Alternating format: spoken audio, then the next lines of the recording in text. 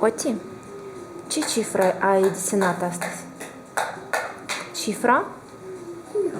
1. Cifra 1. Ia de să vedem. De să vedem. Asta e cifra 1? 1? 1? Da. Cum se numește cifra asta? Cifra? 1. Încă? Cifra? 1. Cifra? Acum atent. Acum atent. Ia de să vedem. Cifra? Oti. Nu. Cifra? 2. Bravo. Cifra acum?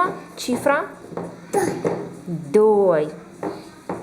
Acum, Oti, tu trebuie să alegi.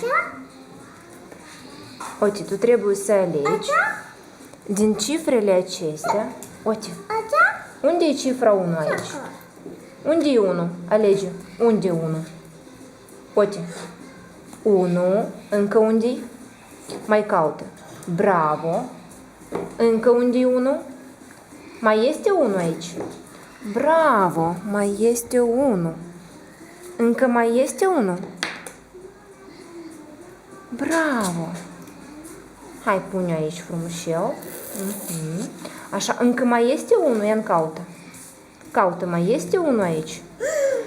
Bravo! Pune aici 1. 1, 1, 1, 1, 1. Așa? Acum cifra 2. Unde e cifra 2 aici? 2, 2, 2. Nu, aici e 7, tu nu știi. Lasă, lasă, lasă. Uite, nu rupe. 2, unde-i? 2, uite-l. 2. Mai este aici 2, ia nu uite-te. Da, corect, bravo. Deci am învățat cifra, spune.